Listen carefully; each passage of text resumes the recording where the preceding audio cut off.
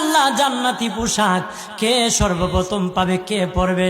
নবী বলেন, আয়েশা রে, জান্নাতি পোশাক সর্বপ্রথম আমি রাসূলুল্লাহ পাবো, কিন্তু আমি নবী সর্বপ্রথম পরব না।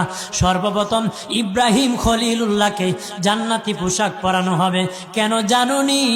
ইব্রাহিম নবীকে নমরুদের আগুনে যখন ফেলে দেওয়া হয়েছিল, দুনিয়ার সব ছেড়ে দিয়েছিল, বাড়ি ছেড়ে দিয়েছিল, সম্পদ ছেড়ে দিয়েছিল, মা বাবা ছেড়ে দিয়েছিল, এমনকি গায়ের জামাও যখন খুলে নেয়, ইব্রাহিম কয়েক কাপড় ছেড়ে দিতে পারি, আমার আসমানের মালিককে ছেড়ে দিতে পারি না।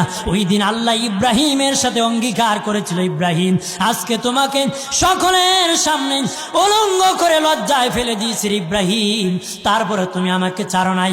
আমি কিয়ামতের দিন সকলের সামনে মুসলমান, বেঈমান, কাফের, নাস্তিক যারা তোমাকে উলঙ্গ করেছিল, তাদের সামনে আমি আল্লাহ আনুষ্ঠানিকভাবে তোমাকে কাপড় পরায়া দিব।